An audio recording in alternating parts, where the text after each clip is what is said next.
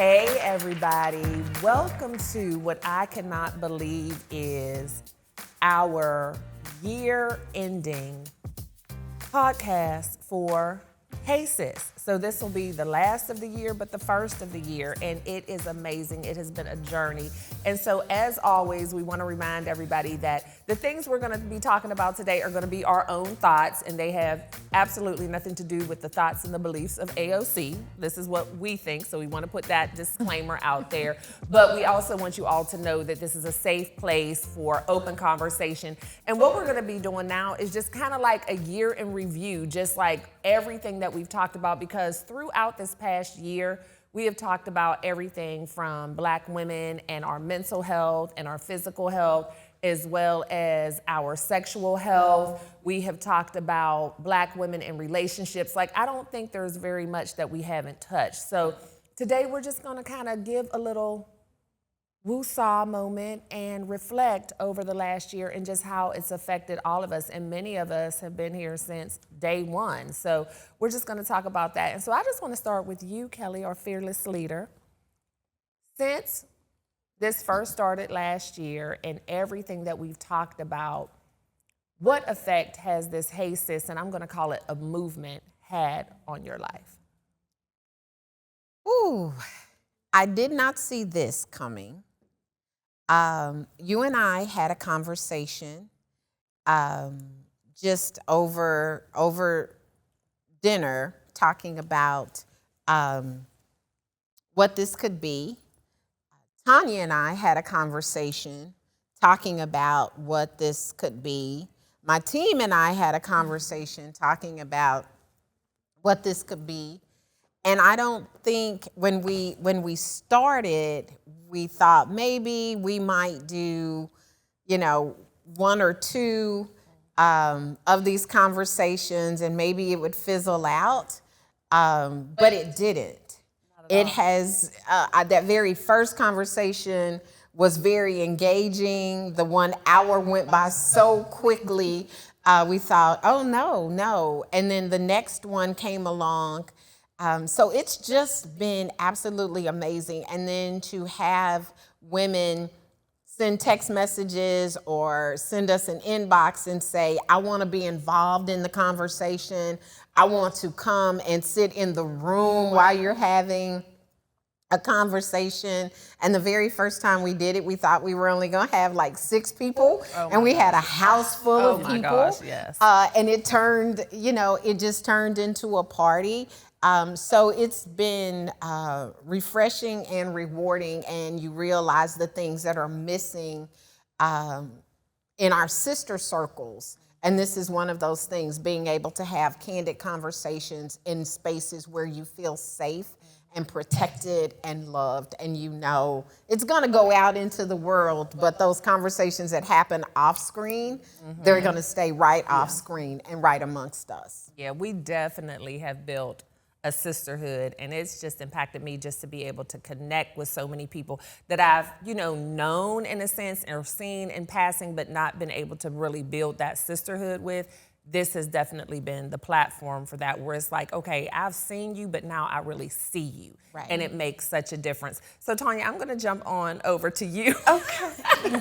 With you being a part of this from, the ground floor and having those same brainstorming sessions with Kelly like I did, and which was crazy because we had separate conversations talking about the same thing. And it's like, okay, well, we just need to do it. So from your vision, from those very first conversations to now, it being a year later, what impact has it had on you from what you thought it was going to be to where we are today?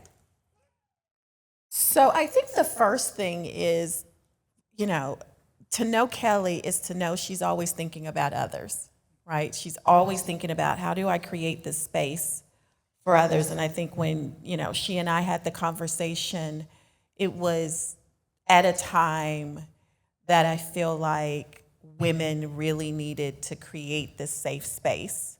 And so, of course, it just made sense. Like, let's do it, right?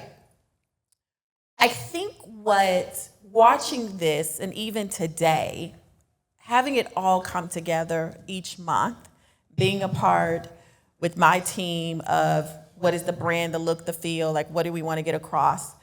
But the thing about today, in the, the 12 months or how, I don't know how many months, 6 months, I don't know how many months, it has caused me to look at myself and make sure that I am showing up in the way that I need to show up, right? And that I'm comfortable with having those conversations about mental health, about sexual health, about all the things that I knew, especially younger Tonya, wish there was a place to get that information.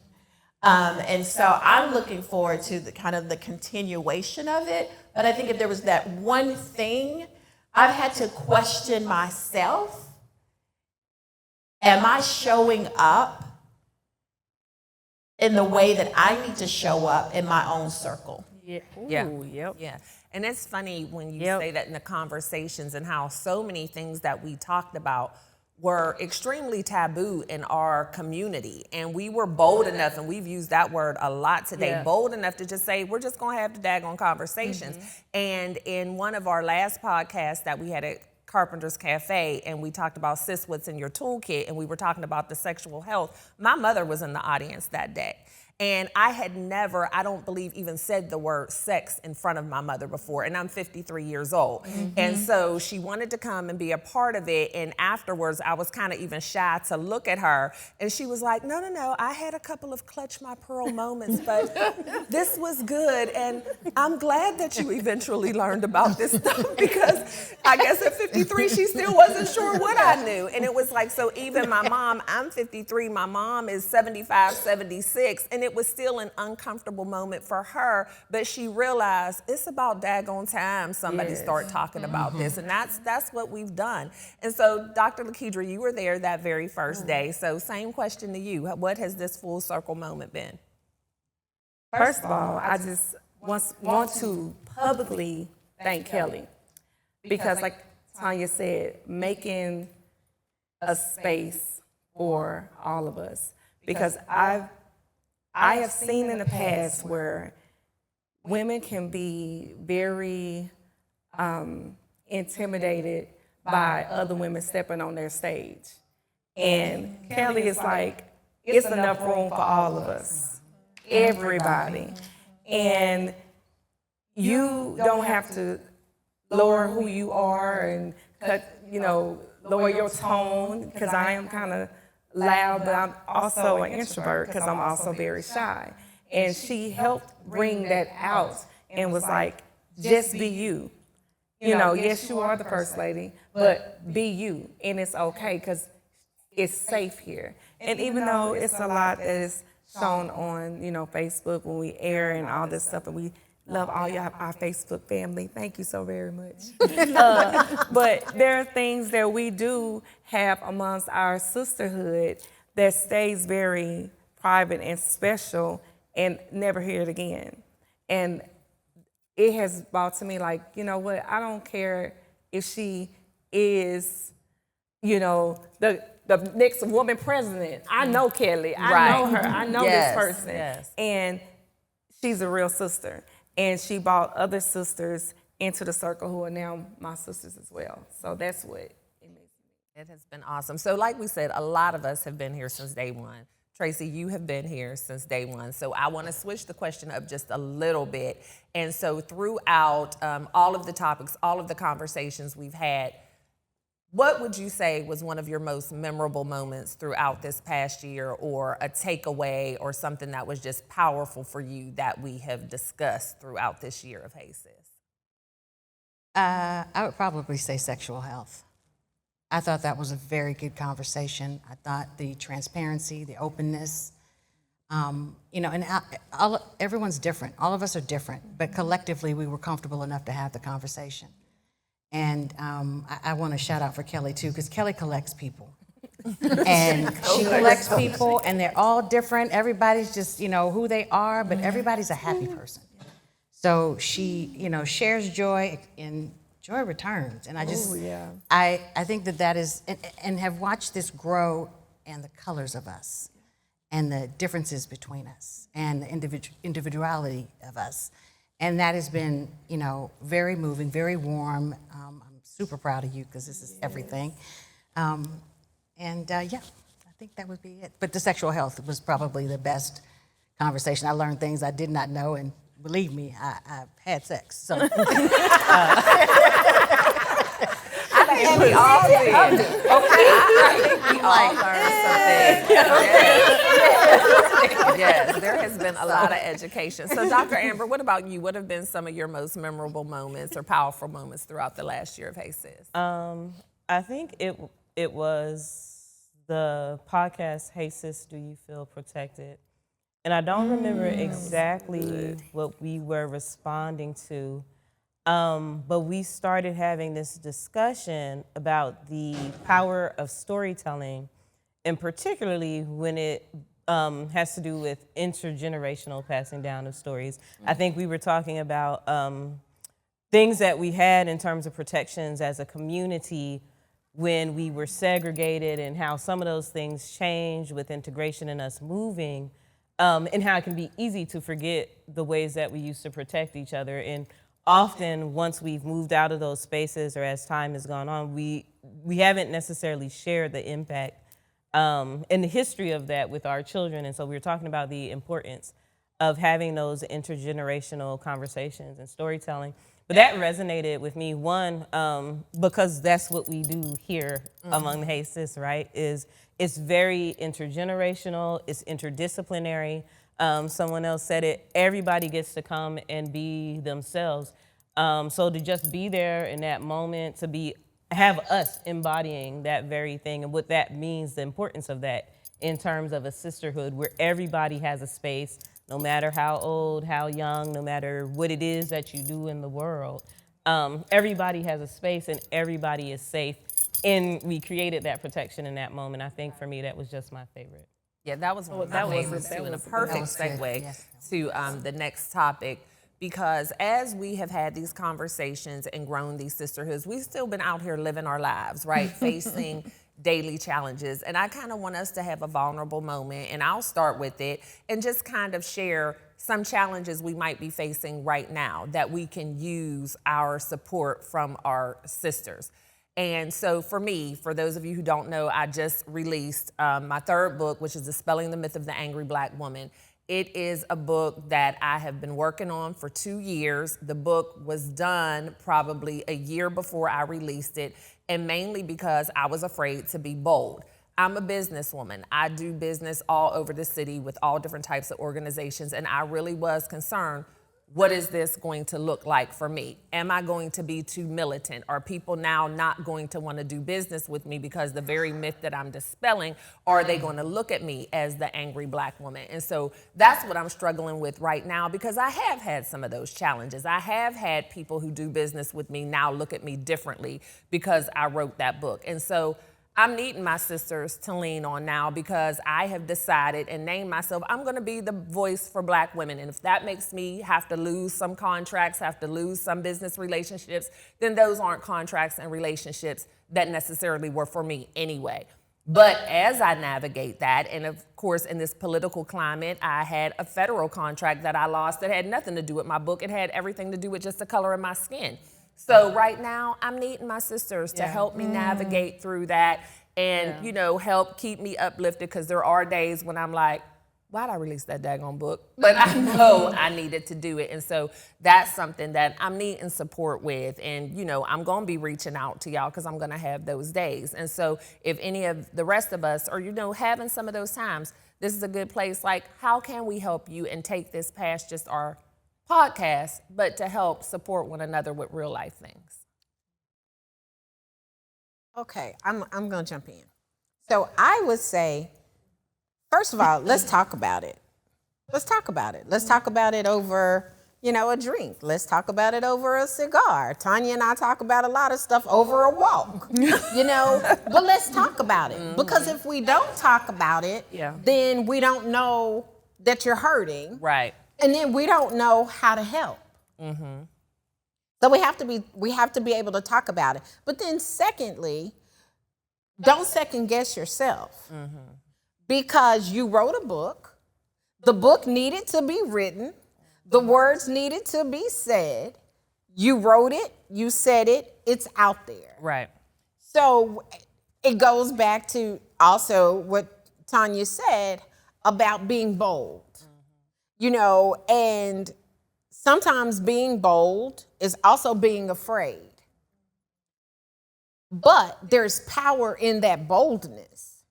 And we have, everybody up here has found ourselves in some places thinking, why did I do that? Yeah. Why? But it needed to happen. It needed to happen. And sometimes when things need to happen, you know, we carry we are the receivers of the repercussions that come with it, but it benefits somebody else down the line. So don't beat yourself up behind it. Just invite me over for a cigar. Girl, you know, anytime. Anybody else want to chime in or have anything else to share that they're dealing with? I would say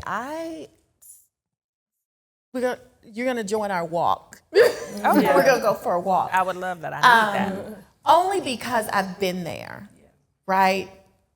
Part of the reason why I say what I say these days about the importance of being bold and Black and a leader is because I've been there where I have been painted as an angry Black woman, mainly because I decided that I was going to speak up.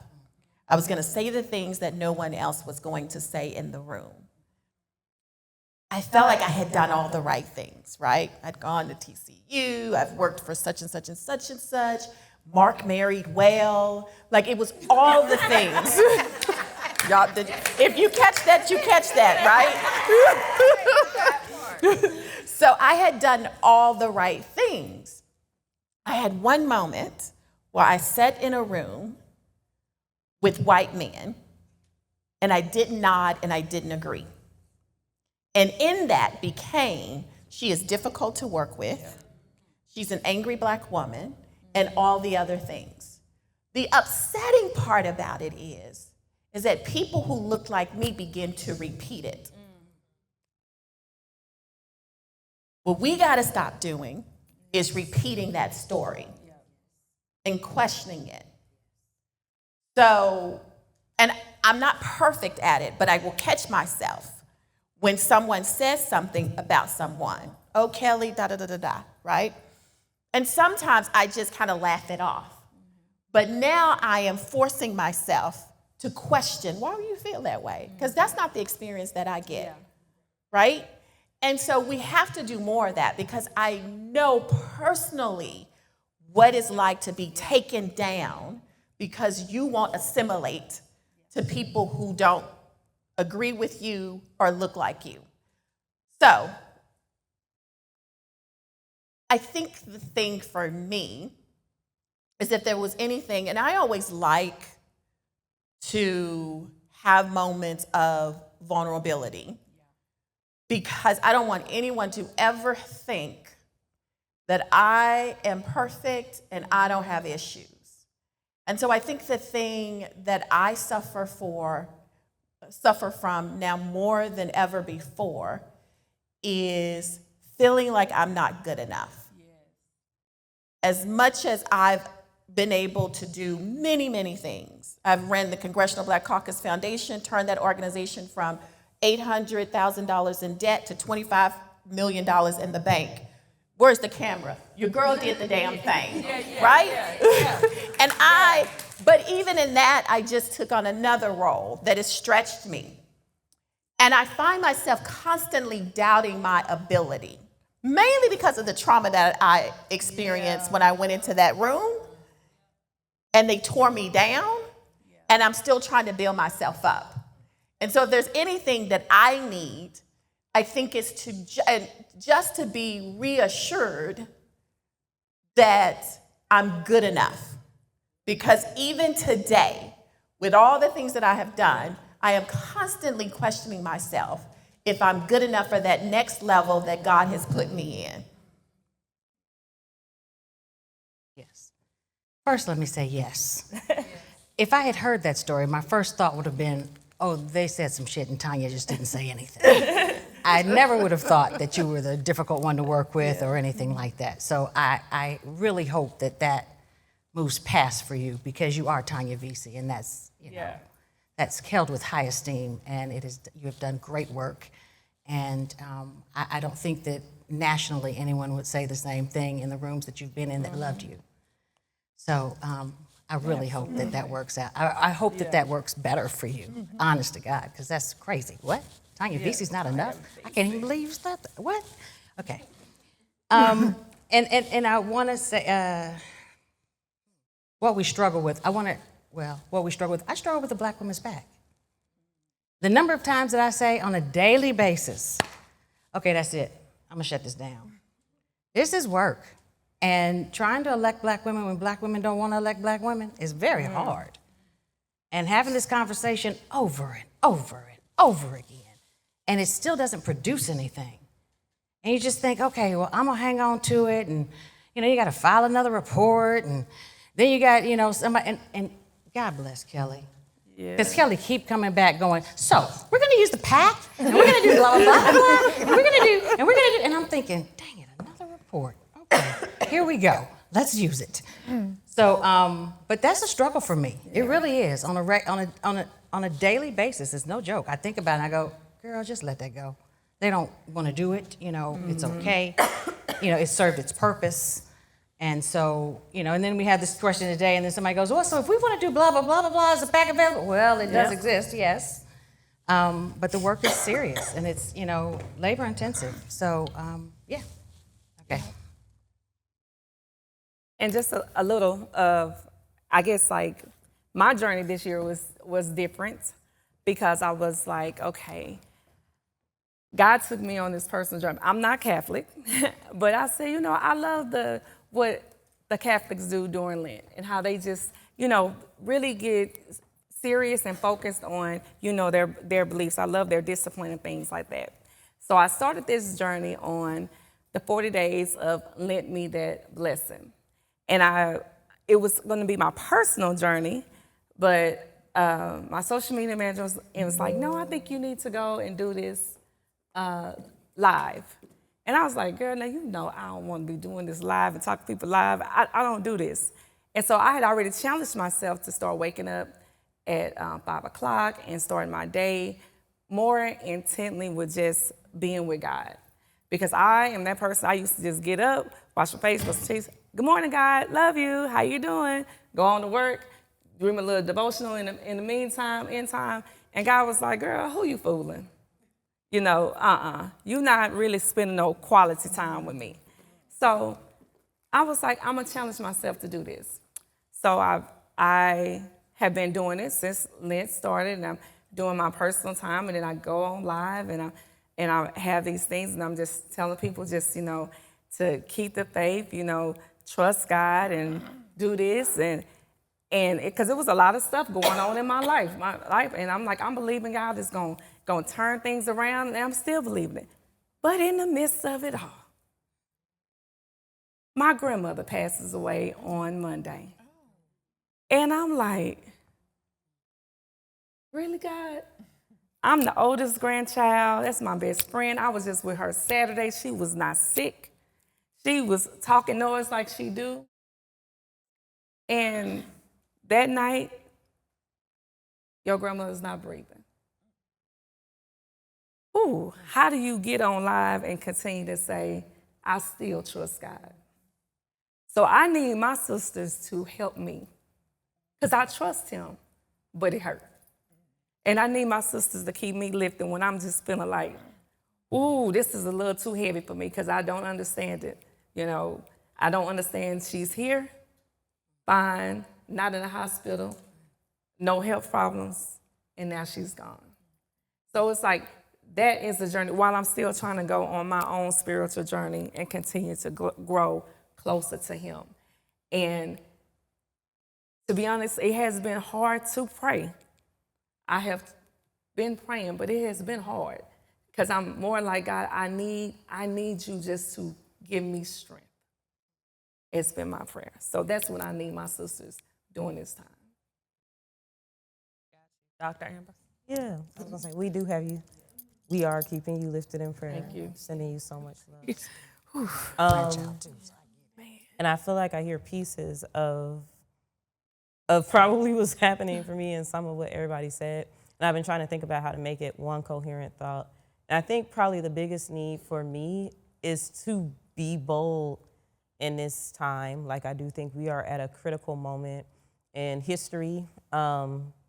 People are always talking about, or like we have these conversations, oh, I'm not my ancestors, or I would have done this if I was there. And we're in a moment of, okay, well, you're here, so what are you gonna do? And sometimes that's been difficult to sit with, right, or to answer. I also feel like I kind of have played by all the rules. I did the things with the school and a degree. I was a church kid. I tried to behave and carry myself in a certain type of way. And to kind of get here where things are collapsing, it seems like everything that I was told I would have if I did all the things, we done threw all of it out. The whole rules changed. And for a time, I was resentful about that. I was wavering in my faith because of that, even for some of the sacrifices and the things that I went through just getting through the PhD journey alone and how tough that was. But as I have been trying to reconcile those things and figure out what there is to do or how I move past that and what I can do in this moment, I've been shifted into some uncomfortable spaces. I think even the first time I was on the podcast, I shared with some of y'all about how uncomfortable public speaking is for me. And I've done so much public speaking since then, but I feel like there's a purpose in that, because to be an Africana studies counselor and a mental health counselor and an individual invested in seeing Black people thrive and be well through what we're going through, how could I be silent? Yes.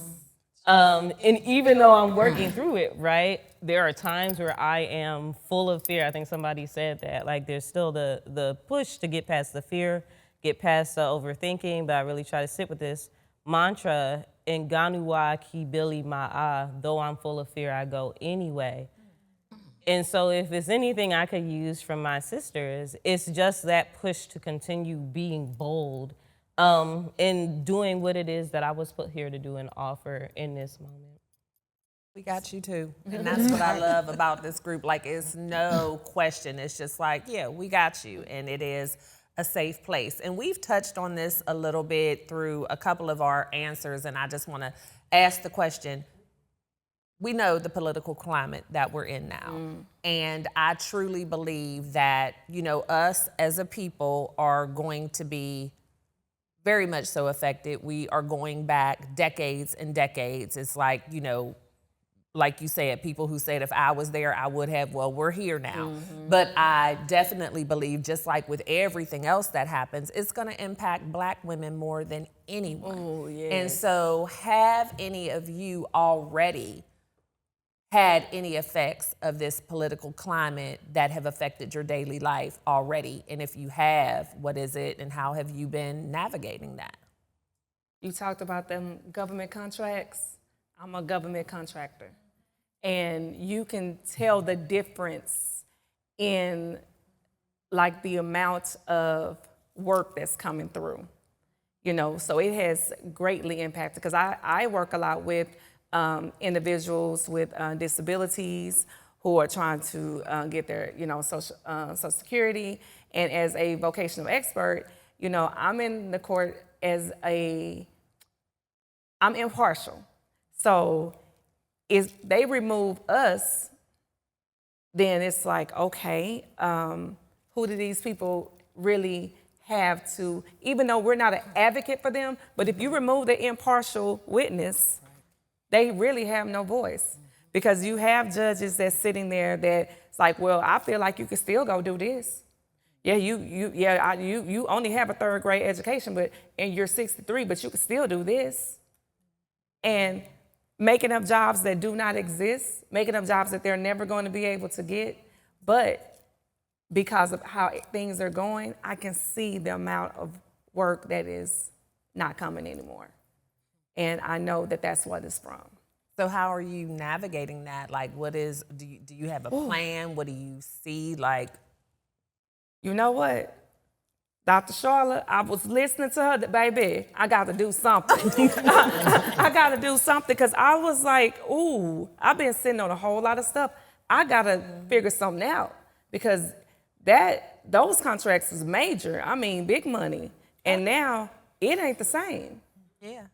And I don't know about y'all, but I'm not ready to change my lifestyle yet. So I need to, I need some more money. So it's like, I'm working on a plan. Thank you. Thank you. And Dr. that's Charlotte. how, you Appreciate know what, is negative and as scary as it can be, it's also one of those things where it's like, evidently this isn't where I was supposed to be.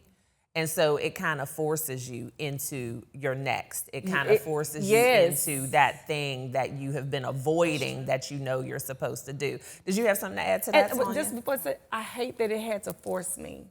I hate that I got to that point, and it's my fault. Because we get comfortable, right? We do. We get comfortable. We're like, okay, yeah, I'll do that next year. Yeah, I get it. Tonya. So I live this. I feel like I've been living this for the last, is it just 60 days, 90 days? I feel like We're 2 months in on a 48-month sentence. we are 2 months in. I have the amazing privilege in the position that I'm in now to work with organizations. A lot of these organizations are national civil rights organizations, NAACP, Urban League, and we just created what we're calling a rapid readiness practice, where we are helping organizations, because every one of our organizations, if you believe in equity, inclusion, or diversity, you are under attack. And so we've created this practice. I won't go into that, but what I do want to talk about as an individual person, especially as Black women, who are the most endangered species here, what is currently happening is to dismantle just the civil rights that we currently have. Like, be very clear, the diversity and equity and inclusion attack is about attacking, and I'm gonna be very specific because I don't know how to talk in any other way other than to talk about Black people. I wake up every morning and all I think about is being Black. I'm unapologetic about it. I don't think about nobody else. I just think about being Black. Understand what is happening. It is not about them, it is about us. It is about, we have started to thrive in a society that was not built for us to thrive in. So a couple of things that I would say that we all need to do, and I'm working on doing this as well, is to create an economy that is supported by us. So the Target, all the things that we're saying that we're not going back there and we're not buying, that's great. But we really need to be so much more intentional in creating our own economy. Because that economy that we had is not going to be there much longer. So what are we doing, right? Making sure that we are educated around our financial stability and how we get there, making sure that we are creating economies among our community. I would say something there, I'm gonna say it anyway, because that's just who I am. I believe that segregation is not a bad thing.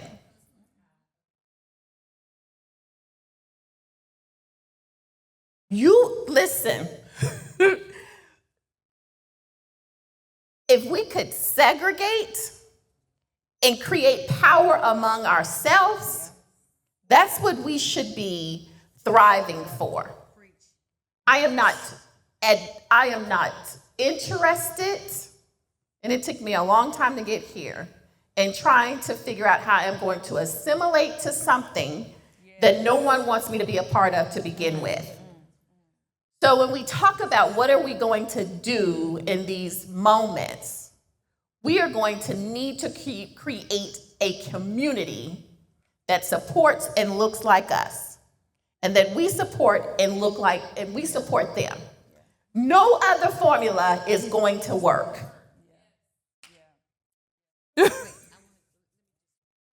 please.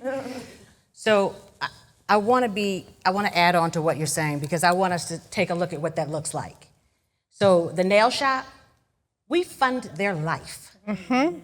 The hair place, we fund their life.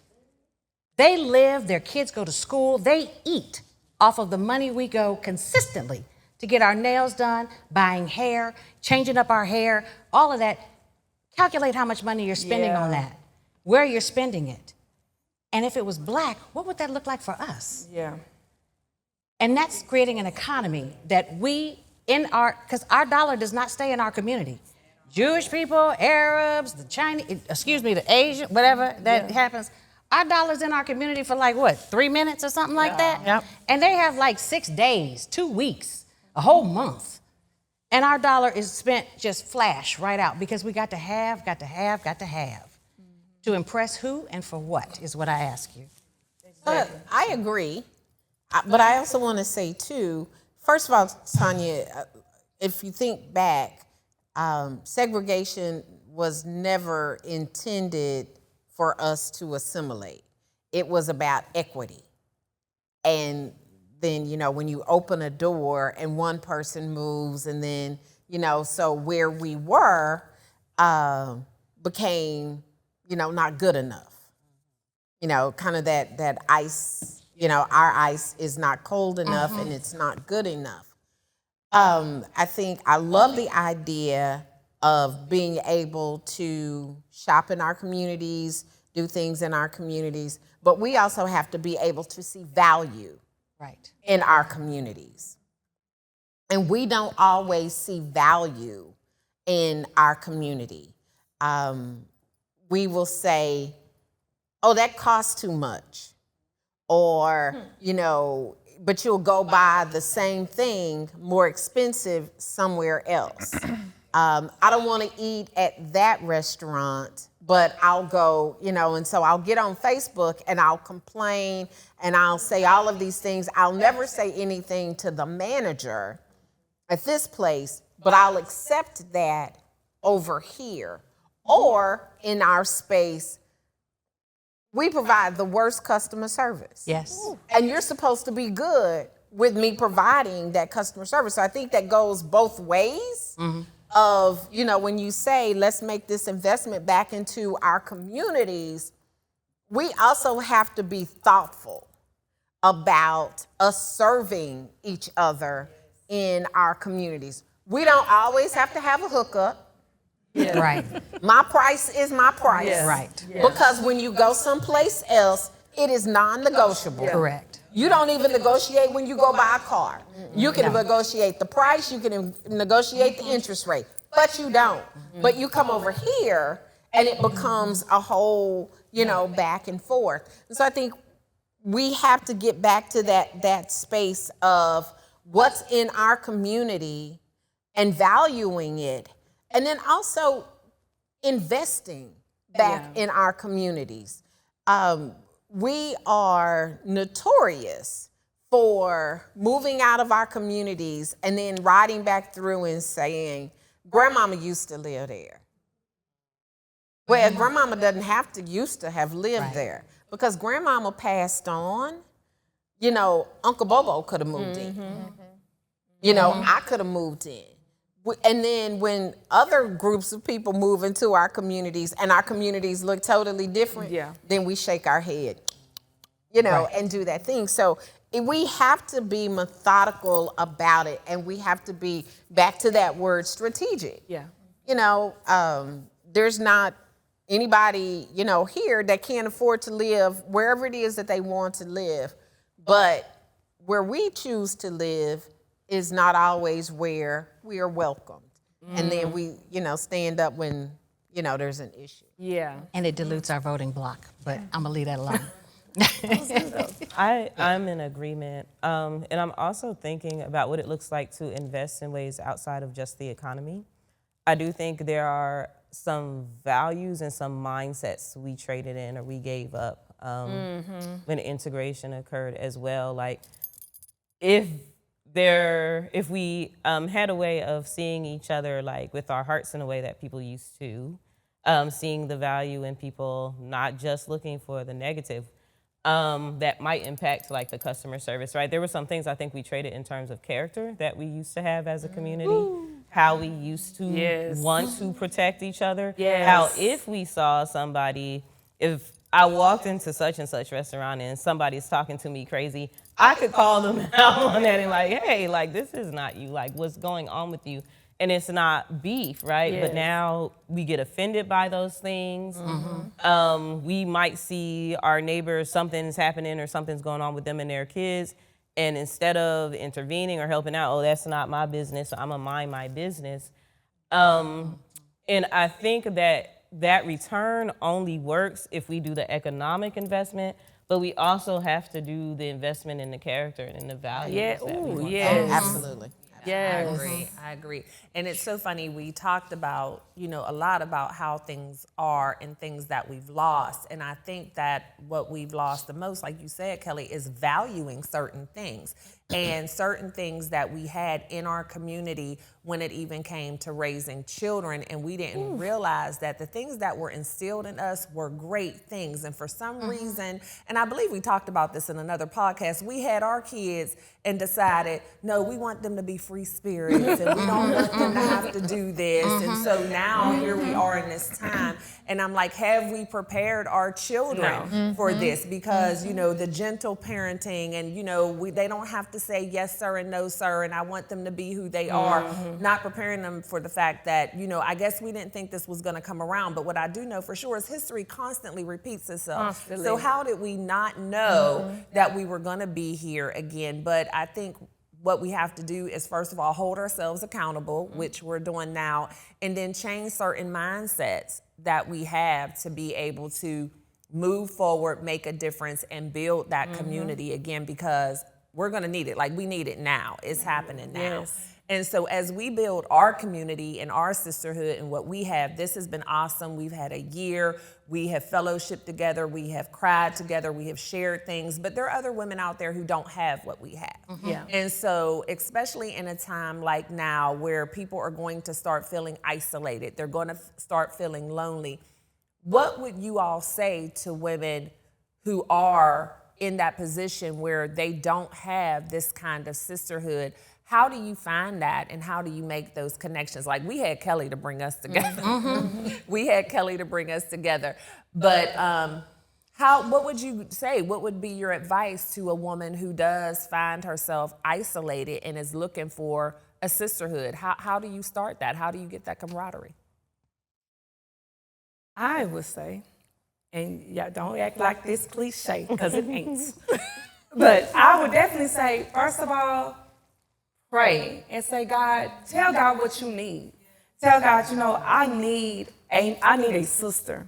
I need someone that is going to be in my life, that is going to hold me up when I am falling. I need somebody that's going to hold me accountable when I'm out there doing the fool. I need somebody that's going to have my back and be like, we rolling? Because, I mean, which one you want me to be today? You know what I'm saying? Well, I need that sister. That way, you're just not opening yourself to anybody. Right. Because sometimes when you're lonely and you're desperate and you're just like seeking friendship, you will open yourself up to anybody.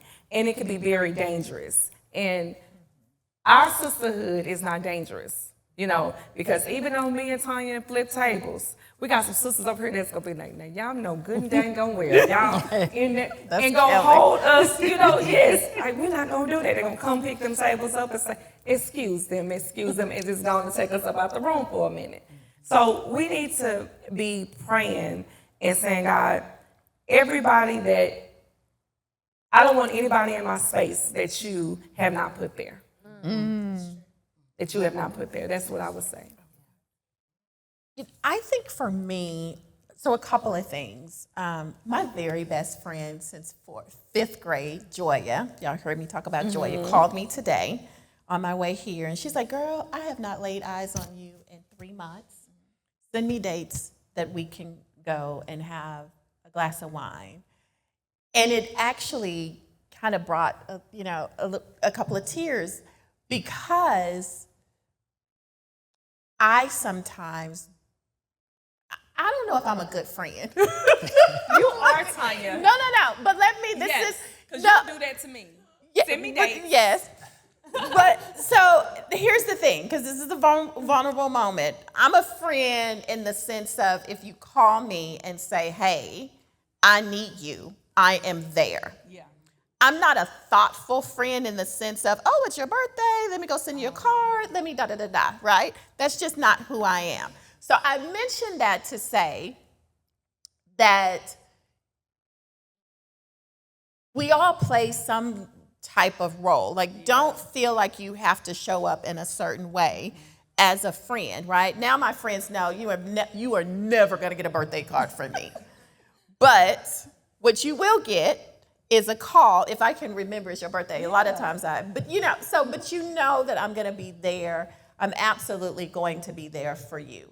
To answer your question in regard to how to create the circle, I would say that most of us have people in our lives that could be your circle. We are too afraid or just too busy to be intentional about creating the circle. And we need to understand that everyone in our circle is not going to feed us the same way. So how I show up for my best friend is not the same way how she shows up for me. And so we need to really pray about it, because I will tell you that a lot of people want to be your friend and their intentions are really not where they need to be. And then when you meet someone, the Spirit will lead you. I will say this, Dr. Charla. What? Rocked it. Listen, we are friends now, but we established that like a few months ago. Like, we ran into and we were like literally, I was like, you're gonna be my friend. And I probably she was like, man, why does Tonya Veasey want to be my friend? But the Spirit led me to her. And I was like, I just want to be, how we define friends is different, right? But I need her in my circle. And so we have to not think about friends as you're going to be my best friend, we're going to talk all the time, but who do I need in my circle? Yes. And that's it may not be the person that you're going to tell all your business to. My girlfriend Joya knows more about me than my husband does, because he ain't going to be able to handle some of the stuff that Joya knows. And so we really do need to kind of think about our circle a little bit different. So, sorry, I went on for too long. Yes, that was it. I was just thinking to LaKedra's point, because you do have to have discernment, and I think a balance too of you got to actually be open and put yourself out there, right? Yeah. Because I'm the type of person who I isolate, so I'll pray, God, send me the friends and stay in the house. I don't need them, right? On the door. Maybe they're gonna be the DoorDash person. If not, I'm gonna get the friends. So for me, that's a lesson in vulnerability, being willing to put myself out there and also go, right? Yeah. And having faith that the things that I ask for will come. And then I think the other lesson I've learned around it too is to start by the things that I want in a sister, be the sister I want to see, essentially. Yes. So start with myself, the places where I can meet my own needs and do those things, do it. Because it helps me to be clear on how I expect to be treated. And so then when I see people who can't do that, I'm clear that them are not the people for me. But also, that builds a community as I start being the sister that I want to see to other people, the people who reciprocate it, that lets me know those are people who should be in my sisterhood. Yeah. I think a big thing, for me was, and I know it's to have a friend, you have to present yourself as friendly. Yeah. And I didn't always do that because I had such a wall up, especially when I first moved to Texas. I was brand new here. I didn't know anyone here. And there are geographical differences in just your mindset and how you think. I'm from the East Coast. It's not the most friendly, hey, y'all, so when people were friendly to me, I was immediately what's wrong with them? What do they want? Whatever. And so I lived here for several years. I don't have any friends. So every time I turned around, I was on the first thing smoking back to the East Coast because that's where my circle was. And somebody actually said to me, "You keep saying you don't have any friends in Texas. Are you being friendly?" And I'm like, "Oh, well, maybe not." Maybe not, because I would always say, "Don't nobody like me." How people don't like me? Nobody ever talks to me. Do you talk to anybody? Well, no. Yeah. And so I had to learn that. And that's a conversation I had with Kelly that same day when we were talking about this. I mean, and I've been here now almost 20 years. And I've just started, and this is a very vulnerable moment for me because it's almost embarrassing. But after 20 years, I'm just now starting to get roots here. I'm just now starting to realize I have people here because I spent 20 years guarded and thinking nobody liked me, but really I wasn't presenting myself as friendly. And it wasn't because I'm not. I'm friendly. I am outgoing. I love people, but I was nervous. And so I just was very guarded, which made me appear to be standoffish, which is something else that I think a lot of Black women do. Because of the rejection that we've had, because of, some of the hurts that we've had in friendships, you do kind of put up that guard, but I don't know how many of us keep it up for 20 years, but that's what happened. That was my story. That's It's a long time, friend. a long time. But I was able to have that open and candid, vulnerable conversation with Kelly. I'm like, because Kelly was one of my first friends here. And I'm like, girl, don't nobody talk to me but you. What a great friend. So anyway, what I want to talk about as well as we go and have started this next year, this second year of Hey Sis, what are some topics that we haven't covered over this past year that you ladies would like to see? Now, I have a suggestion. Is she even in here? Okay, so my sister Phyllis, your sister Phyllis, has given me a suggestion that I want to share.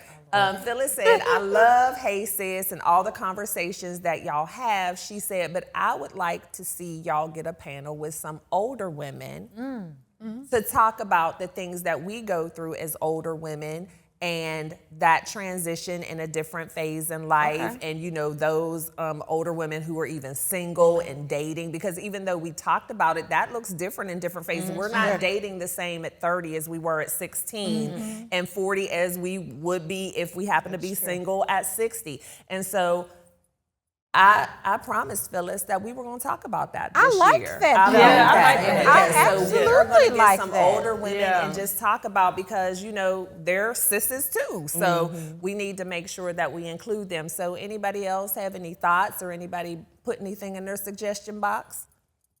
Oh no. What you have? What you have? Yeah, she said, "Ooh." I was thinking, what does this soft girl era mean? Oh, What does that mean? Do you not act like a boss, or do you still be a boss, but still be like, "Oh, I need you"? I mean, to make them feel. That's a good I think to talk conversation. about that, because people are like, "Oh, I'm in my soft girl era." So why were you not in it just because you're a boss? Why it has to be? Why can't both things be true? Yeah, why you can't Or be? even what is it? Yeah, what exactly does that What mean? is it? Let's How talk about that. do I make the transition? Yeah. Is it like code switching? Yeah. Okay. Yeah. I'm serious. Right. I mean, really, seriously, is it like code switching? Do I, am I soft? Am I vulnerable with my man? But I'm still, Oh. And prioritizing yourself. Communicate differently. So it's like self-care then. So we can't flip the tables over if we in our soft girl era? Maybe it's on a daily basis. Oh. okay, well, we're going to put a question mark by that one. Let's put a It's question mark. funny, but it already sparked Let's go conversation. day by day. Let's do that one. Yeah. Okay. Before we move away from that, I'm going to say it's not that hard exterior that we always have, because we have to be strong, or said that we have to be strong. It's letting that down just a little bit, so that we, so we're not so what they always see, when they see us, Wound up. angry. We don't have to save everybody. We don't have to So we carry don't the have weight to of the save world. nobody? Oh. We're not obligated. I think we need to talk about that. Yeah, okay, we're talking about that. Right. Okay, We're going to have to talk about that. Yeah. Not only are we not saving everybody, we're also allowing somebody else to save us. Yes. Ooh, hallelujah. Yeah. Accepting that. But help are and they saying we going need to? it. Kind of already addressed that because if you talk to the Gen X, the soft era is more about self-care. That's their word for self-care. So y'all already address it. You just speak on it in your terms versus using their terms.